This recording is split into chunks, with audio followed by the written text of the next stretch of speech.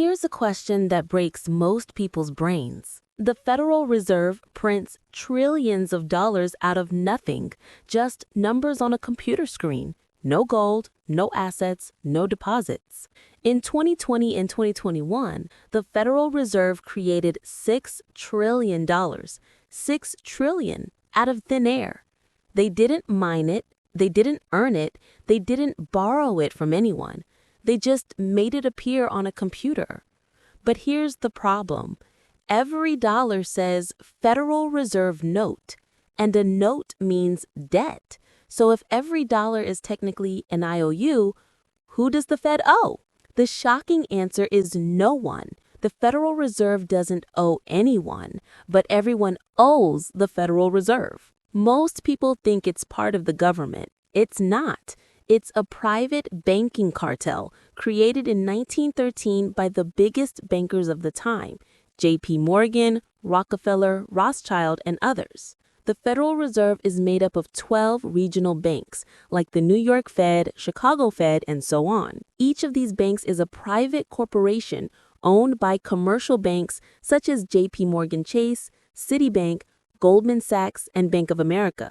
These banks are shareholders in the system and get a guaranteed 6% dividend every year, risk-free, written into law. So private banks literally own the institution that creates America's money. Here's how the scam works. When the U.S. government needs money, the Treasury issues bonds, basically IOUs, promising to pay back with interest. The Federal Reserve buys those bonds, but it doesn't use real money. It simply types numbers into a computer and creates the money out of thin air. The government then spends that money into the economy, but now owes the Federal Reserve the principal plus interest. And that interest is paid by taxpayers, by you. Every year, over $1 trillion of your tax money goes just to pay interest on the national debt, not for schools, roads, or healthcare, but to the banks through the Fed. And if the government ever tried to pay off the debt, it would literally erase every dollar in existence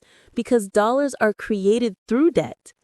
Paying off the debt would destroy the money supply and crash the economy.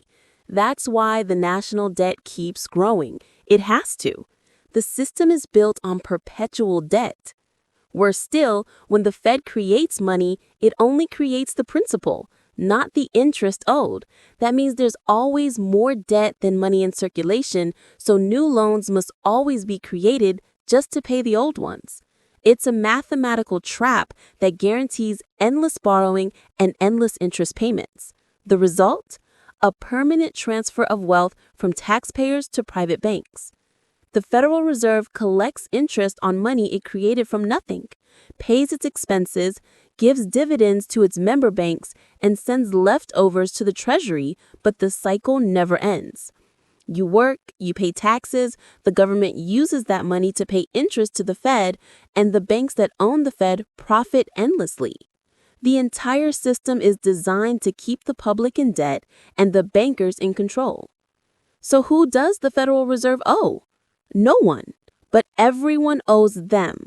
They print the money, they collect the interest, and for over a century, they've built a system that keeps you working to pay a debt that can never be repaid. That's not just economics.